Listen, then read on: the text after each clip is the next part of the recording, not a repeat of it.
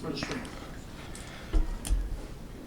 It's good to see you guys. Having the opportunity to look at the tape, a lot of room for improvement. Thought yesterday was really good in terms of staff, all in on ownership, and here's what we did well, here's what we've got to improve. I think the thing that's most frustrating for me is that some of these improvements have been too long coming, have been a thorn on our side for too long. And so I think us as coaches, we have to own it. I feel like we're doing that and being creative in ways to address it.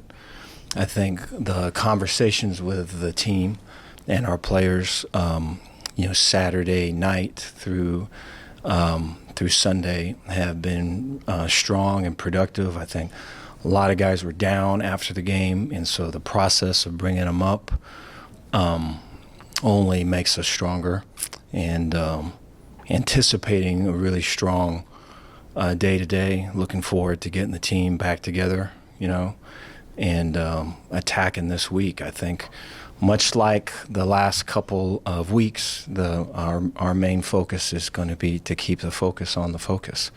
I think with things happening outside of our lane, to stay inside the white lines is going to be very key.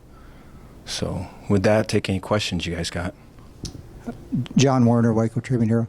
Dave, obviously the big news this morning is Joey going to Tech. Do you feel like he can transition well into the head coaching role, and how big a loss is it for you guys?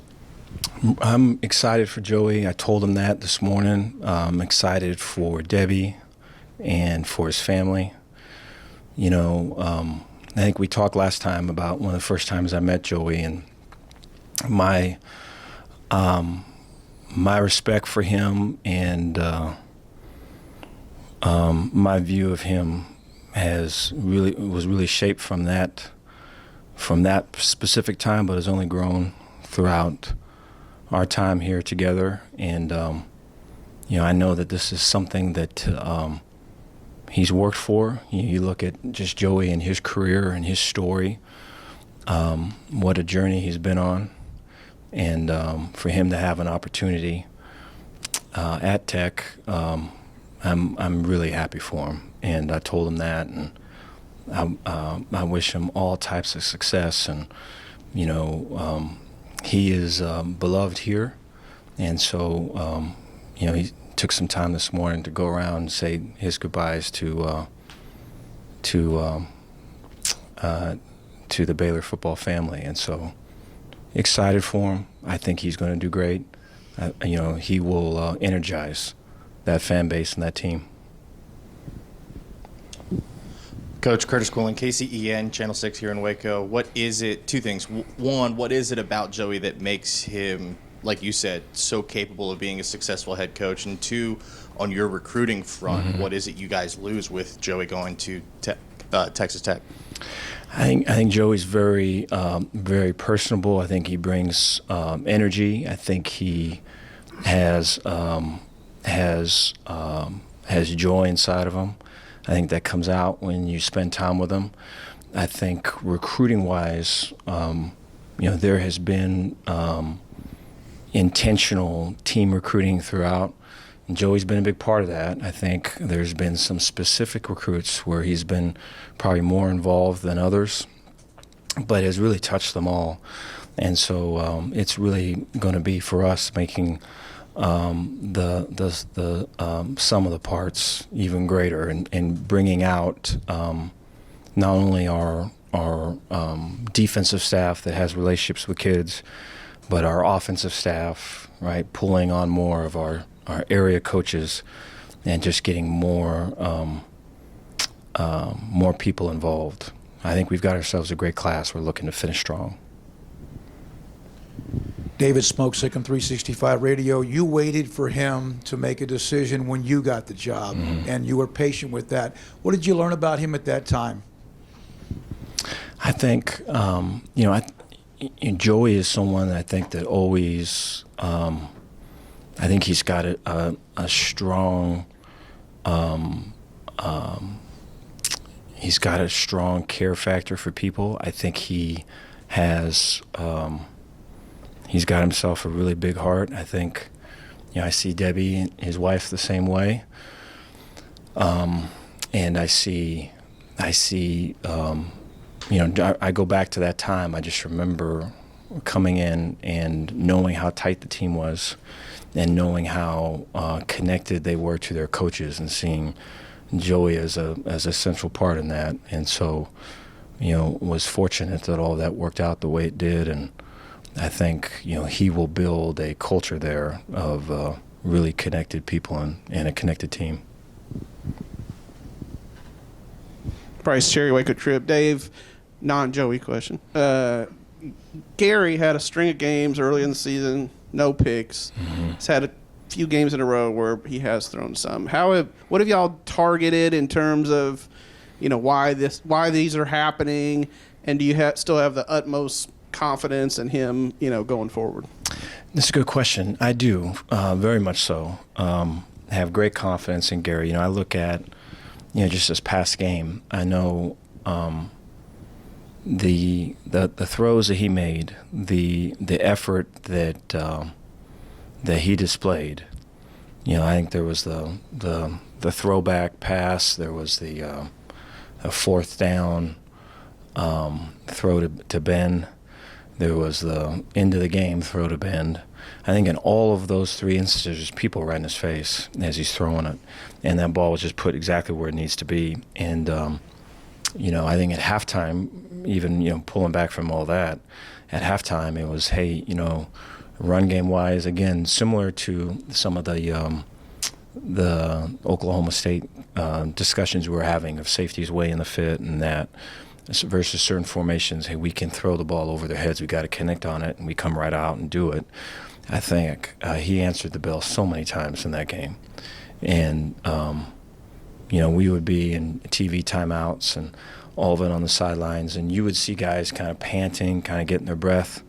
You would see guys kind of looking around, trying to make eye contact, kind of see, where's the belief? Do you believe? Do you believe? You could kind of read that. And then I'm looking around, and then I see Gary, and Gary's just looking at me, and he winks at me. And so that's him. That's completely him. And so wouldn't want anyone else. Jerry Hill, Baylor Bear Insider. Dave, you mentioned the pass rush after the game. Is that something that needs to be, situational substitution, or is there other ways to kind of create the pressure you need? Yeah, it's a really good question. That is one thing that we have not improved, and I think it hasn't been for lack of trying, but we as coaches, we just need to be better. For us to go through this season and potentially come to an end of the season and say, it could have been this, or we could have had that, or we really never fixed this. That's completely on us, and that was the message, here these last couple hours watching the tape.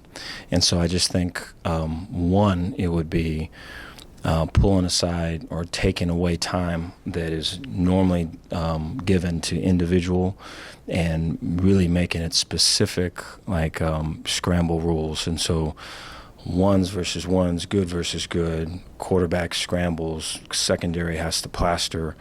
There's a critical third down where we did not execute that the way we need to. And so I think whereas we get the reps in an individual drill, or we get the reps maybe in a team setting, is not as competitive as something like that. And I think that's needed. It's past due, really. And then I think, two, would be the level rush accountability. And so whether it is a star, or it's a corner, or it's a safety or a defensive end rushing off the edge, getting to the level of the quarterback, right? Knowing what the level of each quarterback is and getting to that level and being held accountable for it every day. So there's a number count. There's, if we don't get there, here's what happens. Here's the payment, so to speak. And so I think those things have to happen to be able to break through the other side of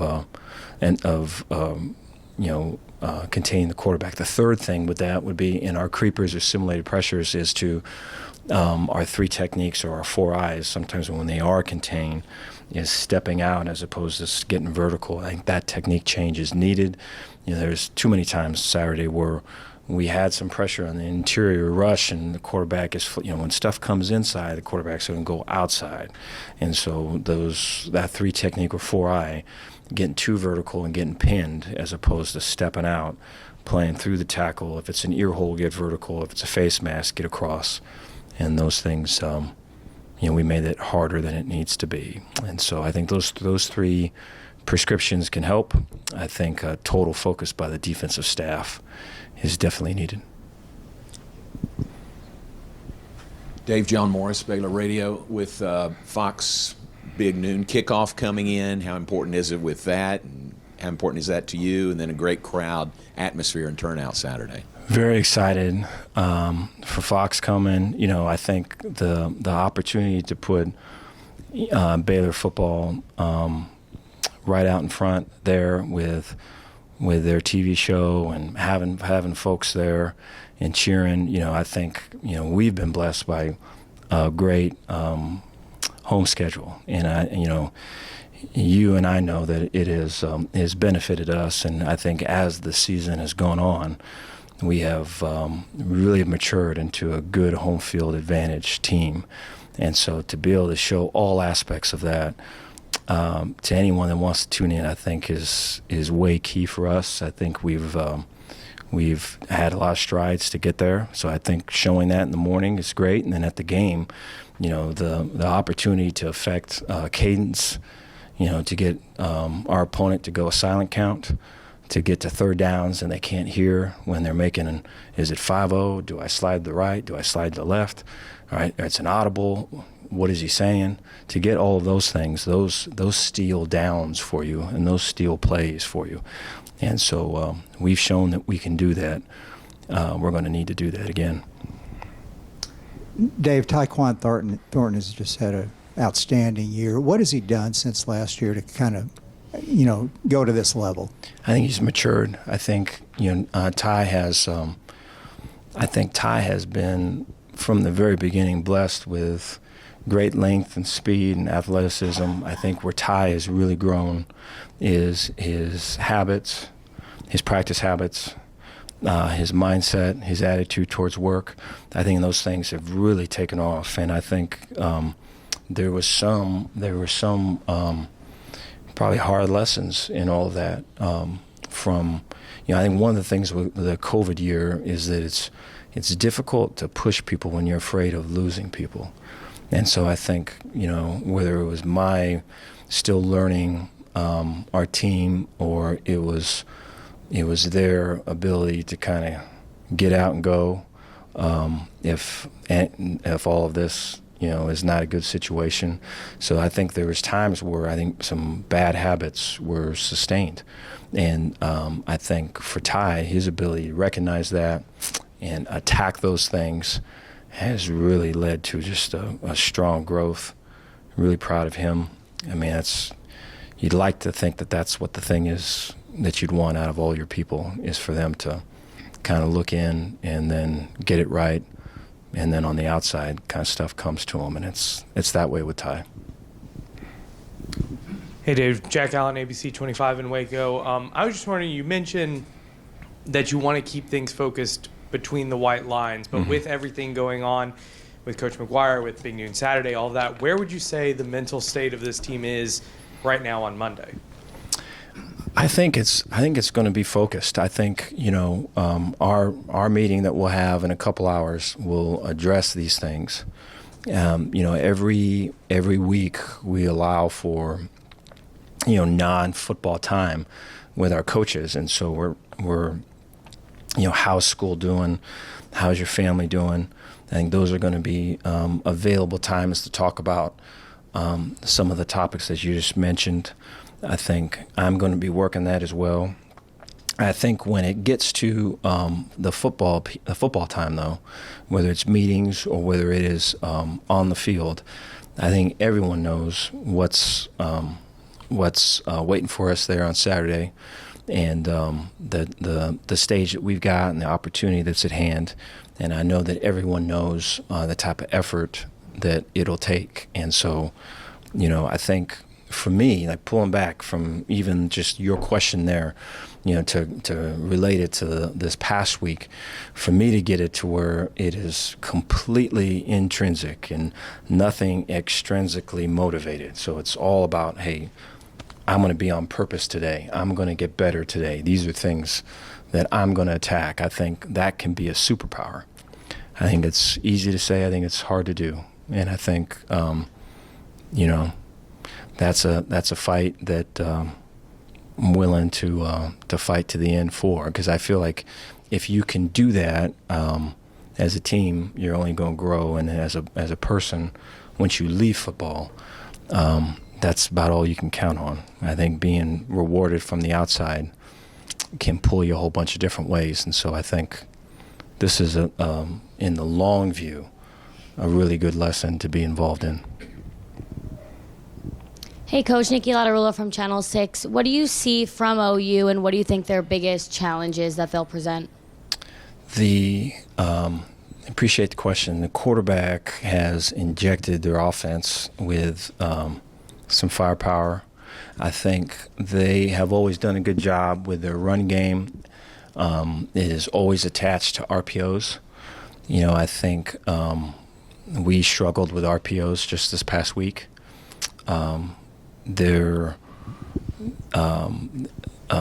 Caleb's ability to hit receivers in stride with tight coverage, I think, stands out. I think the skill on the perimeter stands out.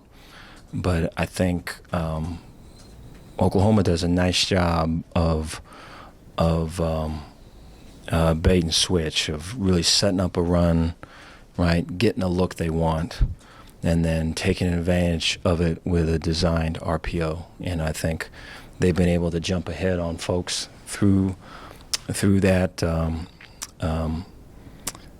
progression, and it's going to be for us to disrupt it.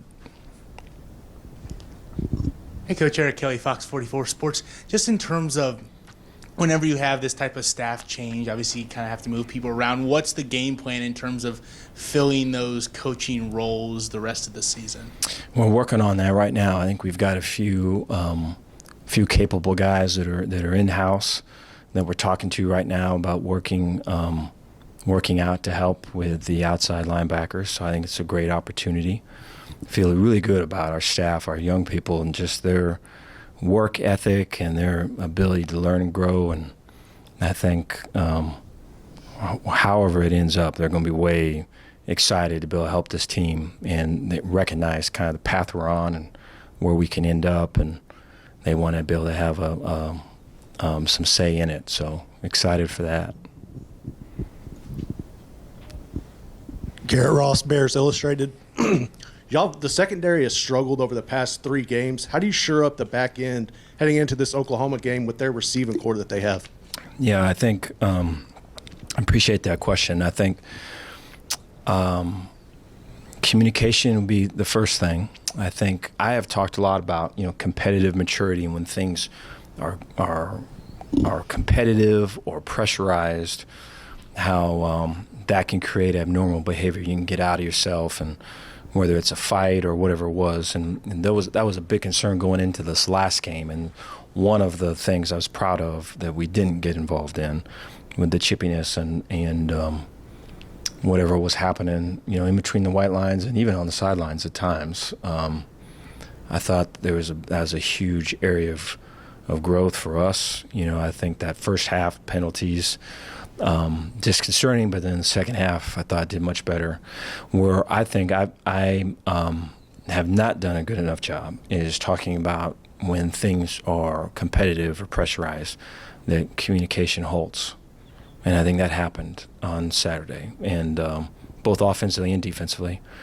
But where you silo off, where it's I'm kind of tight right now, this is a big moment, and now all of a sudden I'm not talking anymore, right? And now all of a sudden I don't know what the guy to my left or right is doing, so I may just do my own thing. So there was some of that. And so I think, communication breeds confidence, and for us to, in those moments, be able to communicate and play as a team, I think, is the difference. I think some of that has come up on the road and hasn't really come up at home. And so that is something that we've got to improve on. I think the other phase with that is going to be the improved pass rush, along with communication in the back end. It's going to be pass rush on the front end. There was a particular play. I think we were in Tampa coverage and simulated pressure, and we had linebacker in the B gap, and the tackle for TCU squeezes down the linebacker in the B gap, so the end's a free runner at the quarterback, and he had to maneuver and throw the ball quick, and there was an out route into cover 2, and the corner's there, the star is there, and it's a bang-bang play. And there was not a lot of those instances in that game, for the amount of zone coverage that we play, right, where it's vision and break and all of it. It is a lot of that's predicated on a rush, right? And so you're talking about guys that are midpoint between their guys, reading the guy with the ball, trying to steal second off the pitcher, and make a play. And I think when there's not a real effective rush, and I take responsibility for that. When there's not an effective rush, the coverage in zone, I think, falters pretty strong, and we saw too much of that. And so I think the ability to get quarterbacks to move fast and get quick decisions and get the ball out of their hands by attacking protections is a big area of improvement with our secondary.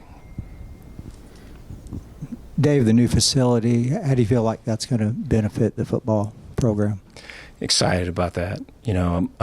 Have been able to spend time with both Jeremy and Christy, and just beautiful family, and my wife Dion, and my kids were able to hang out with their kids, and the girls are all talking at the end of the table. We're at breakfast, and they're talking about boys, and we're trying to figure out, like, what boy? Like, what are you talking about, man?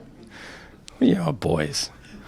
And so I think, like, there's just great family, and I think it's just way, it is one of the, just for me, just in this role, just the opportunity to meet really cool people, and that have their feet in the ground, way successful, big hearts, can see it all, know where it all fits, are just real with stuff. That's just, you wish there was more of them, and I think, and that's not even really saying with all the money, it's just quality people. And so I think, that type of relationship, and then, to hear that they're going to donate the money they are to help get that thing going. I think for us it's needed, and it's going to help us with recruiting, and I know that it's really going to propel us to that next level, and I'm excited for that.